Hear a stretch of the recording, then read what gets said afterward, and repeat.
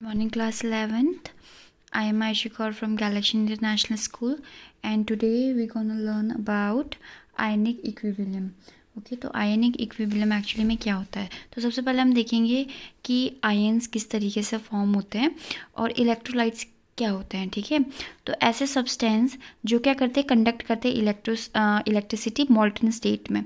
ठीक है, और in the form of aqueous solution, मतलब कि अगर हम एक्वस सॉल्यूशन में उनको डालते हैं, ठीक है, मॉल्टन फॉर्म में, और वो क्या करते हैं, आपकी इलेक्ट्रिसिटी को कंडक्ट करते हैं, तो हम उसको क्या बोलते हैं, इलेक्ट्रोलाइट्स बोलते हैं। ठीक है, the substance which do not conduct electricity in the molten state और in the form of aqueous solution are known as non electrolytes. और नॉन इलेक्ट्रोलाइट्स कौन से होंगे, जो कि मॉल्टन स्टेट में क्या नहीं करेंगे, आपकी इलेक्ट्रिसिटी को कंडक्ट नहीं करेंगे। ठीक है, when an electrolyte is dissolve in water split up into the ion. जैसे ही मैं इलेक्ट्रोलाइट को क्या करूँगी, आपके आयन मतलब कि वाटर में ऐड करूँगी, वो किस में स्प्लिट हो जाएगा, आपके आयन्स में स्प्लिट हो जाएगा। अब आप क्या आते हैं टाइप ऑफ। ठीक है, तो सबसे पहले हम देखते हैं कि टाइप्स ऑफ इलेक्ट्रोलाइट्स कौन कौन से होते हैं। आपके पास दो तरीके के इलेक्ट्रोलाइट्स हैं, एक है आपके स्ट्रॉन्ग इलेक्ट्रोलाइट्स और एक है आपके वीक इलेक्ट्रोलाइट्स। स्ट्रॉन्ग इलेक्ट्रोलाइट्स कौन से होते हैं, जो कम्प्लीटली आयनाइज हो जाते हैं, मतलब कम्प्लीटली, ठीक है, आयन्स में कन्वर्ट हो जाते हैं और एक्वस सॉल्यूशन में मिक्स हो जाते हैं। ठीक है, the substance which ionize almost completely in ion in aqueous solution, तो उन्हें हम क्या बोलेंगे, स्ट्रॉन्ग इलेक्ट्रोलाइट्स बोलेंगे। जिसके एग्जांपल है आपका HCl, H2SO4, HNO3, NaOH, KOH etcetera.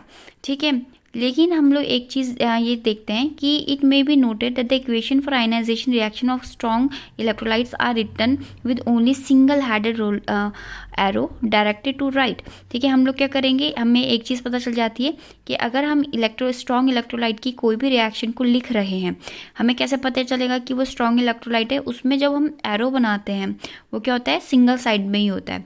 ठीक है, वीक इलेक्ट्रोलाइट्स कौन से होते हैं, ऐसे सब्सटेंसेस जो कि बहुत स्मॉल एक्सटेंट में ही आयन प्रोड्यूस करते हैं, मतलब कि आयनाइजेशन बहुत कम होता है। ठीक है, तो आयन जब जिसमें कम होता है, स्मॉल एक्सटेंट पे ही होते, कंप्लीटली आयनाइजेशन नहीं हो पाता, उन्हें हम क्या बोलते हैं, वीक इलेक्ट्रोलाइट्स बोलते हैं। जैसे CH3 COOH एसिटिक एसिड जैसे आपका हो गया, जब हम उसे वाटर में मिलाएंगे तो क्या होगा, CHO। ठीक है, सिर्फ एक ही पॉजिटिव आया एंड एक ही यहाँ पर क्या हुआ, नेगेटिव निकला। ठीक है, तो इस तरीके से क्या होता है, आपके जो ये कंप्लीट मतलब कि एक वीक इलेक्ट्रोलाइट क्रिएट होता है। अब यहाँ पर दूसरा चीज़ आता है आपका, क्या होता है कि आयनिक इक्विलिब्रियम क्या होता है, equilibrium which is establish between the unionized molecule and the ion in solution of weak electrolyte. ठीक है, अब क्या हुआ कि यहाँ पर क्या हो रहा है, the weak electrolytes are only partial ionized. ठीक है, वीक इलेक्ट्रोलाइट्स क्या हुए, आपके पार्शियल ही हुए, मतलब कम हुए, थोड़े से ही आयनाइज्ड हुए। And dynamic equilibrium establish after some time between the ions and the unionized molecule. ठीक है, इसका मतलब क्या हुआ कि कुछ तो क्या हो जाएंगे, वीक इलेक्ट्रोलाइट के केस में क्या होंगे, हमने इलेक्ट्रोलाइट डाला तो उसमें से कुछ तो आयनाइज्ड हो जाएंगे, कुछ नहीं हो पाएंगे आयनाइज्ड। ठीक है, तो इसके मतलब कि क्या होगा कि एक स्टेट ऐसी स्टेट भी आएगी जिसमें क्या होगा, आपका इक्विलिब्रियम क्रिएट होगा। ठीक है, तो जो ये इक्विलिब्रियम क्रिएट हो रहा है किन के बीच में, आयन्स के बीच में और अनआयनाइज्ड मॉलिक्यूल के बीच में। ठीक है, उसको हम क्या बोलते हैं, आपका आयनिक इक्विलिब्रियम बोलते हैं। ठीक है, अब आपका आता है यहाँ पर हम लोग कॉन्सेप्ट पढ़ेंगे अब एसिड और बेस का। ठीक है, जो नेक्स्ट टॉपिक है वो आपका कॉन्सेप्ट ऑफ एसिड और बेस। अब अगर मैं बात करूँ आज से पहले आपने एसिड और बेस के बारे में क्या सुना था, सिंपल सी बात है, जो सो टेस्ट करते हैं, जो pH को आपको ब्लू या फिर जो लिटमस पेपर होता है उसे ब्लू से रेड करते हैं, वाटर में सॉल्यूबल होते हैं और रिएक्ट करते हैं कुछ मेटल से। बेसिस कौन से थे, जो कि क्या होता है आपका, न्यूट्रलाइज करते हैं एसिड्स को। ठीक है, रेड लिटमस को क्या करते हैं, ब्लू मतलब चेंज करते हैं, सोपी होते हैं। लेकिन इसके बाद क्या हुआ, डिफरेंट थ्योरीज दी गई। ठीक है, उसमें से आपकी एक थ्योरी थी अरहेनियस। ठीक है, अरहेनियस जो कॉन्सेप्ट था आपका एसिड्स एंड बेस का, उन्होंने क्या बोला था कि एक एसिड एक ऐसा सब्सटेंस है जो कि डिसोसिएट हो जाएगा, मतलब कि अगर कोई भी कंपाउंड आपका बना है जो एसिडिक कंपाउंड है, ठीक है, तो क्या होगा, या फिर कोई भी सब्सटेंस जो एसिडिक होगा, जब मैं उसको पानी में मिलाऊंगी, एक्वस सॉल्यूशन में मिलाऊंगी, तो वो क्या होगा, H पॉजिटिव आयंस को स्प्लिट हो जाएगा H पॉजिटिव आयंस में। और जो आपका क्या होगा, बेस होगा, वो किस में स्प्लिट होगा, OH एक्वस फॉर्म में। मतलब कि अगर मैंने कुछ चीज़ HCl मिलाया, उसमें से क्या हुआ, H पॉजिटिव आयन अलग हो गया और Cl नेगेटिव अलग हो गया, ठीक है, तो मैं उसको क्या बोलूँगी कि वो क्या था, एसिड था। और अगर बेस होगा तो उसमें क्या होगा, OH अलग होगा, जैसे NaOH, ठीक है, तो उसमें क्या हुआ, Na अलग हो गया, NOH अलग हो गया, तो वो क्या होगा, एक बेस होगा।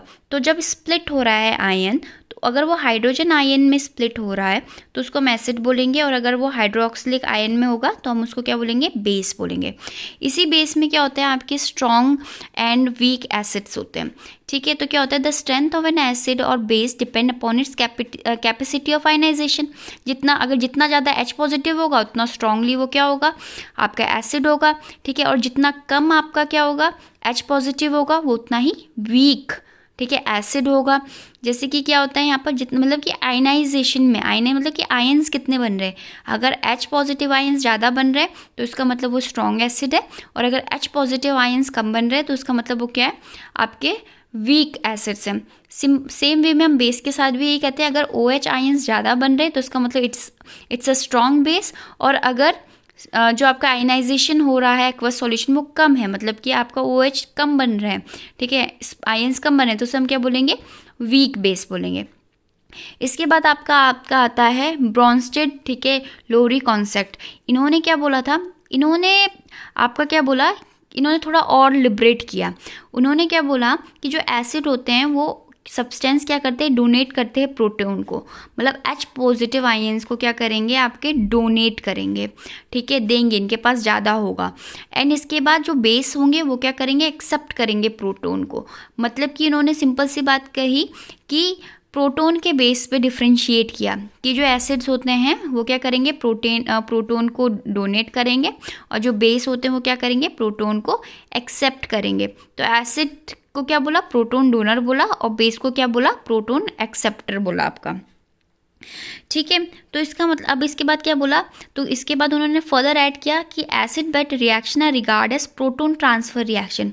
उनके अकॉर्डिंग जो एसिड और बेस की जो रिएक्शन होती है वो प्रोटॉन ट्रांसफर होते हैं, ठीक है। They are certain substances like H2O, CH3 negative, ठीक है, इस तरीके के जो आपके सब्सटेंस होते हैं which are capable of donating as well as accepting proton. तो आपके पास कैसे होते हैं, कुछ इस तरीके के भी एलिमेंट्स होते हैं या फिर सब्सटेंस होते हैं जो कि क्या कर सकते हैं, प्रोटॉन को एक्सेप्ट भी कर सकते हैं और प्रोटॉन को डोनेट भी कर सकते हैं, और इनको हम क्या बोलते हैं, एम्फोट्रिक सब्सटेंस बोला जाता है।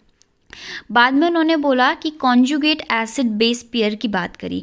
उन्होंने यहाँ पर क्या लिया, जब एक एसिड को रिएक्ट करवाया बेस पे, तो उन्होंने क्या करा कि दोबारा से क्या होगा आपका, ठीक है, ऐड होंगे प्रोटॉन, ठीक है, इधर ऐड हुआ प्रोटॉन, तो यहाँ पर क्या हुआ, ये जो H था वो कहाँ चला गया, प्रोटॉन, मतलब कि प्रोटॉन का ऐड होना मतलब H पॉजिटिव आयन का ऐड होना। तो यहाँ पर पहले क्या था, NH3 था, अब यहाँ पर क्या हो गया, एक प्रोटॉन ऐड हो गया तो NH4 बन गया, ठीक है।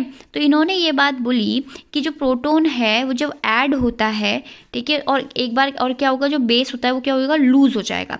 तो इसका मतलब क्या होता है यहाँ पर, the base form from an acid is refers to the conjugated base of the acid.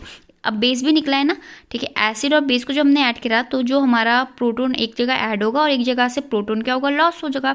तो यहाँ पर क्या हुआ कि इस एसिड का बेस बन गया। तो अगर हमारा, तो यहाँ पर एक कंक्लूजन करते हैं हम, ठीक है, पहले तो कंक्लूजन बाद में देखेंगे कि the pair of acid and base which are formed from each other by gain और loss of the proton are called conjugate acid and base pair.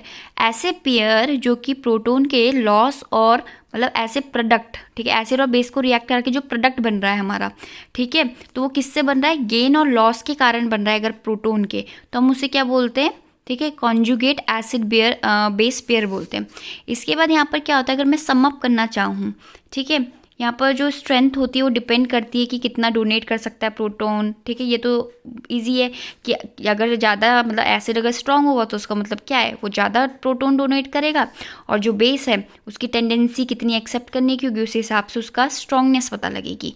तो यहाँ पर क्या आया सम अप करते समय कि जो स्ट्रॉन्ग एसिड्स होते हैं वो वीक कॉन्जुगेट बेस बनाएंगे, जो वीक एसिड होते हैं वो स्ट्रॉन्ग कॉन्जुगेट बेस बनाएंगे, जो स्ट्रॉन्ग कॉन्जुगेट होते हैं उल्टा बनाते हैं बेसिकली, ठीक है, स्ट्रॉन्ग है तो वीक एसिड बना रहे हैं, ठीक है, वीक है तो स्ट्रॉन्ग कॉन्जुगेट एसिड्स बना रहे हैं। ये चीज़ आपको याद रखनी है। अब हम नेक्स्ट की बात करते हैं, इसमें आता है Lewis concept of acid and base. Lewis concept ने क्या बोला कि an acid is a substance which can accept a pair of electron. Lewis ने बात कर ली आपके इलेक्ट्रॉन के पेयरिंग की। इलेक्ट्रॉन का पेयरिंग मतलब कि कितने ज़्यादा इलेक्ट्रॉन्स क्या कर रहे हैं आप, ठीक है, ले रहे हैं। मतलब कि एक एसिड ऐसा सब्सटेंस है जो कि क्या करेगा, इलेक्ट्रॉन के पेयर को एक्सेप्ट करेगा, और जो बेस है वो क्या करेगा, इलेक्ट्रॉन के पेयर्स को डोनेट करेगा। याद रखने की बात है कि पीछे जो हम लोगों ने पढ़ा, पीछे हम लोगों ने क्या पढ़ रहे थे, पीछे हम लोग पढ़ रहे थे प्रोटॉन का शेयरिंग हो रहा है। अब यहाँ पर लुईस ने क्या बोल दिया है, लुईस ने ये बोला गया है कि जो इलेक्ट्रॉन को एक्सेप्ट करेंगे वो क्या होंगे, आपके एसिड्स होंगे, और जो आपके क्या करेंगे, इलेक्ट्रॉन्स का या फिर जो मॉलिक्यूलर आयंस जो क्या करेंगे, डोनेट करेंगे इलेक्ट्रॉन को, वो क्या होंगे, आपके लुईस बेस होंगे। ठीक है, तो इसका मतलब acids are electron pair acceptor और बेस क्या हो गए, इलेक्ट्रॉन पेयर डोनर। और ऐसे एसिड्स को हम क्या बोलते हैं, लुईस एसिड्स बोलते हैं, जो कि आपके इलेक्ट्रॉन के पेयर को क्या करते हैं, एक्सेप्ट करते हैं, और जो आपके इलेक्ट्रॉन के पेयर को डोनेट करते हैं उनको क्या बोलते हैं, हम लुईस बेस बोलते हैं। इतना सबको समझ में आ गया। ठीक है, अब जो हमारा नेक्स्ट कॉन्सेप्ट आता है इसमें आता है पीएच के बारे में। तो अब हम क्या पढ़ेंगे, पीएच के बारे में पढ़ेंगे। पीएच क्या होता है, ये होता है जो कि कंसंट्रेशन बताता है हमारी H पॉजिटिव आयंस की। मतलब it is negative logarithm of H3O+ ion concentration in mole per unit. ठीक है, इसका ये हम नेगेटिव लॉगरिथम करके इस तरीके से फॉर्मूला बताते हैं, या फिर हम क्या बोल सकते हैं, concentration of H positive ion, किसी भी पर लीटर मोल में कितने H पॉजिटिव आयंस प्रेजेंट है, इसको हम पीएच बोलते हैं। पीएच फॉर एसिडिक सॉल्यूशन क्या होता है, ठीक है, हमेशा अगर एसिडिक है तो <7 होगा, बेसिक है तो <7 होगा, न्यूट्रल है तो क्या होगा, पीएच आपका =7 होगा। अब पीएच लेवल की बात करते हैं। अगर हमारा एक सॉल्यूशन है और हमने उसमें क्या करा, अपना लिटमस पेपर ड्रिप करा, और अगर या फिर पीएच मीटर में हमने उसे चेक करा, अगर 0 से 5 तक के कलर आ रहे हैं, ठीक है, 2 तक का, तो क्या होता है, ये स्ट्रांगली एसिड होगा। 2 से 4 अगर पीएच मीटर में शो करेगा तो क्या होगा, मॉडरेटली एसिड होगा। फिर 4 से 7 वीकली एसिड होता है। 7 से 10 क्या होता है, 7th वाला क्या होगा, आपका न्यूट्रल होगा। 7 से 10 क्या होगा, आपका वीकली बेसिक होगा, मतलब कम बेसिक होगा। 10 to 11 मॉडरेटली बेसिक होगा, और 12 से 14 स्ट्रांगली बेसिक होगा। अब डिसोसिएशन ऑफ आयनाइजेशन पढ़ते हैं। डिसोसिएशन ऑफ आयनाइजेशन का मतलब क्या होता है, degree of dissociation of ionization क्या होता है कि the fraction of the total number of molecule of an electrolyte which ionize into ion. अगर मैं बात करूँ कि टोटल मॉलिक्यूल था इलेक्ट्रोलाइट का, ठीक है, एक टोटल इलेक्ट्रोलाइट में कितने इलेक्ट्रोलाइट आयन में कन्वर्ट हो चुके हैं, उसको मैं क्या बोलूँगी, आयनाइजेशन बोलूँगी, डिसोसिएशन। वो क्या होगा, total number of molecules of electrolyte थे जो कि क्या बन गए, आयनिक फॉर्म में आ चुके, और टोटल जितना मॉलिक्यूल था ही, तो इलेक्ट्रोलाइट कितना टोटल था और उसमें से कितने क्या हो गए, आपके आयन्स बन चुके। अब हम नेक्स्ट आते हैं, उसे हम अल्फा से डिनोट करते हैं। ठीक है, polyprotic acids and polybasic acid. Polybasic acid आखिर में होते क्या हैं, ठीक है, तो इसमें क्या है, ठीक है, Bronsted acid which can donate more than 1 proton. ठीक है, हमने पढ़ा था इस साले साइंटिस्ट ने जो एसिड की डेफिनेशन दी थी उसमें प्रोटोन की बात करी थी कि जो एसिड हो रहे हैं वो क्या कर रहे हैं, प्रोटोन को डोनेट कर रहे हैं। तो इसका मतलब क्या होता है कि जब आपका जो एसिड होता है अगर वो मोर देन 1 प्रोटोन को क्या करता है, डोनेट करता है, तो हम उसको क्या बोलते हैं, ठीक है, तो हम उसको क्या बोलते हैं, आपका पॉलीबेसिक बोलते हैं। ठीक है, मतलब मोर देन 1 कर रहा है, अगर 2 कर रहा है तो उसे, ठीक है, जैसे बाई बेसिक बोलते हैं। ठीक है, और अगर 3 कर रहा है तो उसको ट्राई बेसिक बोलेंगे, 4 कर रहा है तो उसे टेट्रा बेसिक बोलेंगे। एसिडिक जो स्ट्रेंथ होती है वो पॉलीपेप्टाइड की क्या करती है, आपके डिक्रीज हो जाती है जैसे ही प्रोटोन क्या होते हैं, लॉस्ट हो जाते हैं। तो ये बहुत ज़्यादा इंपॉर्टेंट था। अब अगर मैं आपके नेक्स्ट प्रोसेस मतलब नेक्स्ट उसकी बात करूँ तो बफर सॉल्यूशन आता है। ठीक है, तो बफर सॉल्यूशन क्या होते हैं, हम लोग उसमें की तरफ मर्ज करते हैं कि हम पढ़ेंगे कि बफर सॉल्यूशंस क्या होते हैं। तो बफर सॉल्यूशन क्या होते हैं, अगर आपने मतलब कि ये क्या करते हैं, पीएच लेवल को मेंटेन करके रखते हैं किसी भी सॉल्यूशन के अंदर। बफर सॉल्यूशन मतलब क्या है कि एबिलिटी होती है सॉल्यूशन की कि अगर हम एसिड या बेस उसमें ऐड कर देते हैं तो भी वो क्या करे, ओवरऑल जो आपका मतलब चेंजेस आने थे उसको रजिस्ट कर सके। तो बफर सॉल्यूशन क्या करेंगे, आपके चेंजेस को रिमूव करेंगे, मतलब कि चेंजेस को ना होने देने की कोशिश करेंगे। तो सच सॉल्यूशन मेंटेन अ फेयरली, ठीक है, constant pH value are known as poses reserve acidity and reserve basicity. ठीक है, सिंपल सी बात है, अगर वो एसिडिटी को इंक्रीज होने से बचा रहा है तो वो क्या बोलेगा, मतलब चेंजेस नहीं करने दे रहा है तो क्या बोलेंगे हम उसे, रिजर्व उसकी एसिडिटी बोलेंगे और रिजर्व बेसिडिटी बोलेंगे. एसिडिक बफर क्या होते हैं, ठीक है, इनके इक्वल मोलर्स होते हैं इसमें क्वांटिटी. ठीक है, वीक एसिड भी प्रेजेंट होते हैं और सॉल्ट विद स्ट्रॉन्ग बेसिक भी प्रेजेंट होते हैं. और बेसिक बफर्स क्या होते हैं, जिनमें के पास इक्विमोलर मतलब कि ठीक है जो मॉलिक्यूल्स होते हैं वो इक्वल होते हैं किसके, वीक बेसिड के एंड सॉल्ट के. सॉल्ट किसका, विद अ स्ट्रॉन्ग एसिड. तो इन्हें बोलते हैं acid and basic buffers. I guess this is enough for today. Thank you class. Till then, be happy and be safe.